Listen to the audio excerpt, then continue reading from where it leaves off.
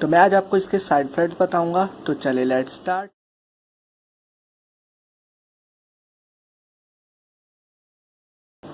इसका जो brand name है वो रोनिरोल है और जो इसका जेनेरिक है वो एपीआई वो रोपिनिरोल है। 2 mg की टैबलेट है फिल्म कोटेड और इसके जो मैन्युफैक्चरर है वो हिल्टन फार्मा है। ये यूज़ क्यों होती है? यूज़ ज़्यादातर आइडियोपैथिक पार्किंसन डिसऑर्डर को ट्रीट करने में यूज़ होती है और इसके अलावा restless leg syndrome, Parkinson disorder को उर्दू में हम राशा भी बोलते हैं, उसको ट्रीट करने के लिए यूज़ होती है। अच्छा, अब इसके कॉमन साइड इफ़ेक्ट्स देखा जाए तो ये डोपामीन एगोनिस्ट है रोपिनिरोल।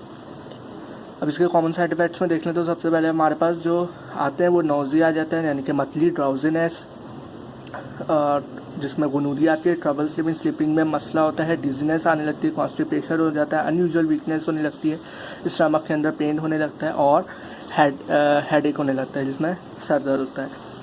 ड्राई माउथ भी होने लगता है, यानी कि सूखा होने लगता है मुंह, और हेलुसिनेशन होने लगती हैं, अजीबोगरीब चीज़ें सुनाई देती हैं और दिखने लगती हैं। मूवमेंट और जो वॉकिंग में भी मसला आता है, चलने में मुश्किल होती है और सांस लेने में भी मसला आता है, यानी डिफ़िकल्टी इन ब्रीथिंग। अच्छा, लेस कॉमन में बात कर लें तो लेस कॉमन के अंदर कन्फ्यूजन हो जाता है, रेस्टलेसनेस हो जाती है और स्वेलिंग हो जाती है लेग या फुट की, फेंटिंग हो सकती है, ट्विचिंग हो सकती है, चेस्ट पेन हो सकता है और हार्ट रेट या तो बहुत ज़्यादा फास्ट होगा या फिर स्लो हार्ट रेट भी हो सकता है।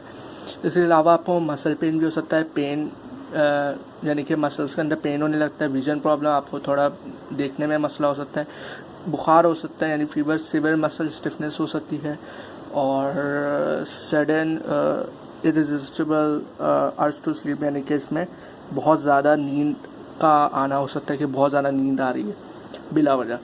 अच्छा, रेस्टलेस लेग सिंड्रोम में जो पार्किंसन डिसऑर्डर और रेस्टलेस लेग सिंड्रोम के ये तो एक कॉमन थे, लेकिन जो एक ख़ास जो रेस्टलेस लेग सिंड्रोम है प्लस जो और होते हैं उसमें ख़ास तौर बहुत ज़्यादा इंटेंसिटी में नोज़िया होता है, सोमनोलेंस होती है, वॉमिटिंग होती है और डिजीनेस होती है और फैटीग होती है। तो ये तो इसके कॉमन थे। अब हम इसकी बात कर लेते हैं adverse drug reactions, organ system to system हम उसको डिस्कस कर लेते हैं। उसमें सबसे पहले कार्डियोवैस्कुलर सिस्टम में हमारे पास सिनकोम हो जाता है, ऑर्थोस्टैटिक हाइपरटेंशन हो सकता है, इससे हाइपरटेंशन हो सकता है, पैल्पिटेशन हो सकती है, पेरिफेरल एडिमा हो सकता है, पेरिफेरल इस्कीमिया हो सकता है और इसके अलावा एट्रियल फिब्रिलेशन हो सकती है और एक्स्ट्रा सिस्टोल हाइपरटेंशन भी हो सकती है। अच्छा, ये जो जितनी भी टर्म्स हैं ये मैं आपको बता रहा हूँ इधर, ये सारी मेडिकल टर्म्स हैं और सारी काफ़ी ब्रॉड मीनिंग रखते हैं। अगर मैं एक को एक्सप्लेन करना शुरू कर दिया मैंने तो काफ़ी लंबा हो जाएगा, लेकिन ये कि जो छोटी छोटी जो चीज़ें वो मैं एक्सप्लेन कर दूँगा, बाकी मैं डिस्क्रिप्शन में डालूँगा तो आप लोग वहाँ से भी देख लीजिएगा। अच्छा, पेरिफेरल इस्कीमिया हो सकता है, हॉट फ्लश हो सकता है, हाइपरटेंशन, हाइपोटेंशन भी हो सकता है। अच्छा, ये वेरी करता है पर्सन टू पर्सन, क्योंकि इसमें हाइपरटेंशन भी आ रहा है, हाइपोटेंशन भी आता है, तो पर्सन टू पर्सन वेरी करता है, यानी कि किसी को हाइपरटेंशन हो सकता है, किसी को हाइपोटेंशन भी हो सकता है किसी दूसरे बंदे को। ठीक, अब सेंट्रल नर्वस सिस्टम की बात करें तो उसमें जैसे मैंने पहले बताया आपको डिजीनेस हो सकती है और सोमनोलेंस हो सकती है, फैटीग हो सकता है, थैनिया हो सकता है, कन्फ्यूजन हो सकती है, हेलुसिनेशन हो सकती है, हाइपर इस्थीसिया भी हो सकता है, एमनेजिया और वर्टिगोज भी आ सकते हैं, हेडेक हो सकता है, इंसोम्निया यानी कि स्लीप ना आना, सही से नींद ना आना, एग्जाइटी हो सकती है, डिप्रेशन भी हो सकता है, हाइपोस्थीसिया भी हो सकता है, इसके अलावा इरिटेबिलिटी, परेशानी, मिग्रेन भी हो सकता है, न्यूरल्जिया भी हो सकता है और डिफरेंट किस्म के स्लीप डिसऑर्डर भी हो सकते हैं।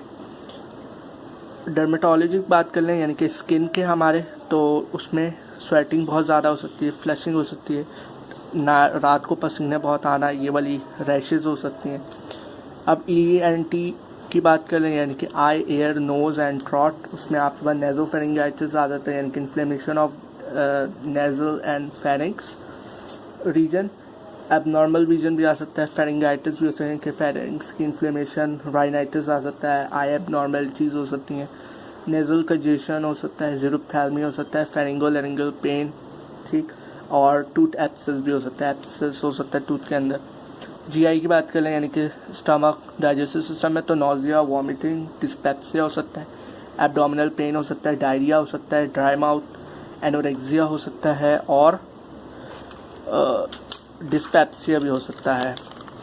अच्छा, ये जो लेबल है आप इसमें पढ़ सकते हैं, इसमें सारे साइड इफ़ेक्ट्स वगैरह इसमें दिए हुए हैं। मैं कुछ करूँगा, मैं आपको जल्दी से सारे बता दूँ इसमें। तो इसके अंदर फिर उसके बाद आते हैं वायरल गैस्ट्रोएंटेराइटिस, गैस्ट्रोइसोफेगल रिफ्लक्स जिसे हम GERD भी बोलते हैं, स्टमक डिस्कम्फर्ट भी आ सकता है और टूथ एक भी हो सकता है।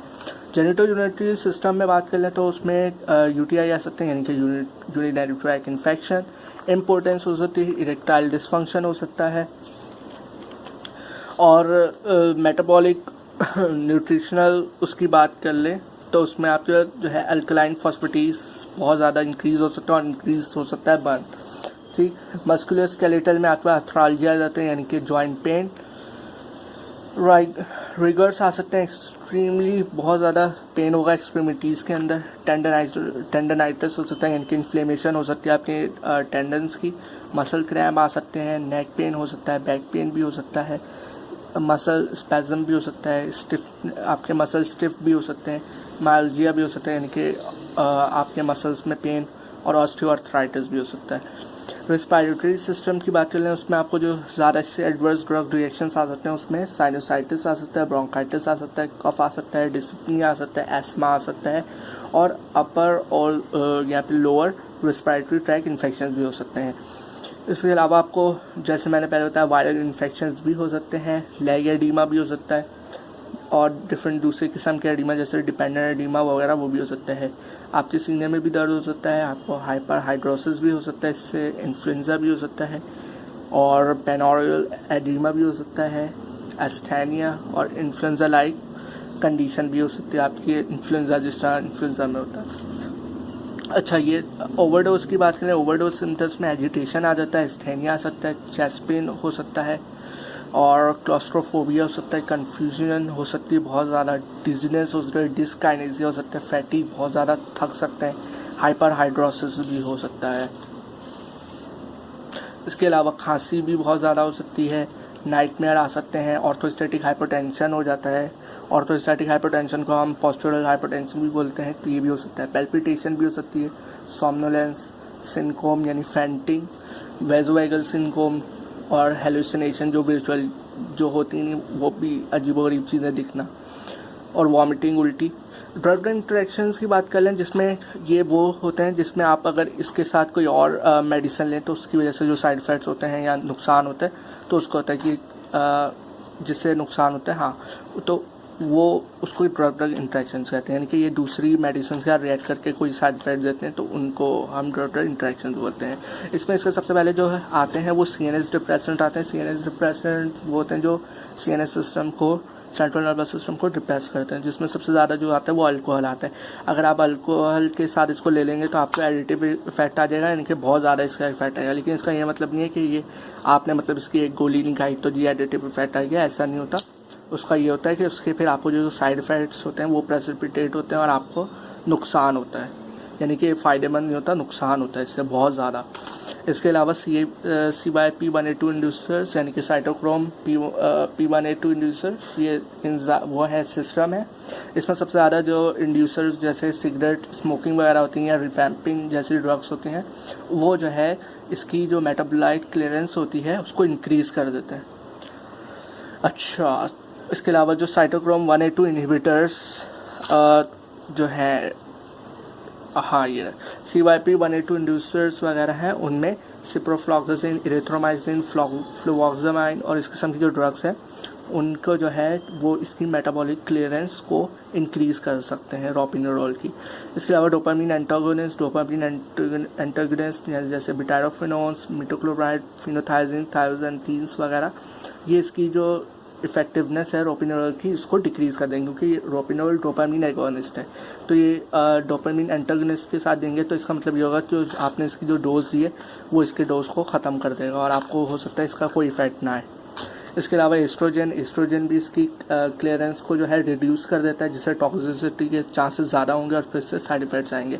लिवोडोपा अगर ले रहे हैं तो लिवोडोपा अगर ले रहे हैं तो वो भी इसके साइड इफ़ेक्ट्स को मज़ीद कॉज करता है, जिसमें डिस्काइनेसिस वगैरह हो सकता है। और इसको कभी भी जो है अचानक से नहीं रोकना। जैसे 2 mg लेने हैं तो फ़ौरन अचानक से छोड़ दी, तो उसमें ये होता है कि आपको नुकसान होता है और डिप्रेशन, एग्जाइटी और जो भी मैंने आपको बताया उससे डिफरेंट चीज़ें आने लगती हैं।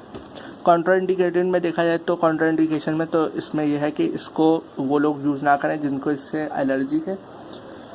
और इसके जो मज़ीद अगर देखें हैं जो साइड इफ़ेक्ट्स हैं जो करते हैं उसमें होता है सिनकोम हो जाता है जो सबसे ज़्यादा ही कॉज करता है, ऑर्थोस्टैटिक हाइपरटेंशन, हेलुसिनेशन, मीलानोमा और फॉलिंग अस्लीप, यानी कि फ़ौरन जो है सो जाएंगे कोई एक्टिविटीज़ कर रहे हो। और सबसे ज़्यादा इसके अगर आप इसको अचानक से छोड़ देंगे बीच में और इसके यानी कि टैपर किए जाते हैं ना डोज, आहिस्ता आहिस्ता कम किए जाते हैं, तो अगर आप वो अचानक छोड़ेंगे तो इससे मज़ीद और साइड इफ़ेक्ट्स आ सकते हैं। अच्छा, अब ये बात है कि ये जो साइड इफ़ेक्ट्स होते हैं ये इनको किस तरह ख़त्म किया जाए। तो इनको ख़त्म करने का बहुत आसान तरीका है, वो ये कि आप फिजिशियन और फार्मासिस्ट से कांटेक्ट करें। तो वो ये करते हैं कि जिस तरह इसके जो साइड इफ़ेक्ट्स आ रहे हैं उसमें कोई ऐसे ड्रग्स दे देंगे जो उसको रोक सकें। जैसे अगर वॉमिटिंग हो रही है तो एंटीमेटिक्स दे देंगे, पेन हो रहा है तो कोई एनाल्जेसिक्स वगैरह दे देंगे, पेन रिलीवर दे देंगे, इस तरह के दे देंगे। तो इसको कभी भी अचानक से नहीं छोड़ा जाए और इसको ध्यान से, एहतियात से इस्तेमाल किया जाए। फिजिशियन और फार्मासिस्ट के वगैरह इसको इस्तेमाल ना किया जाए। तो मैं उम्मीद करता हूँ आपको इस वीडियो से फ़ायदा हुआ होगा। Thank you.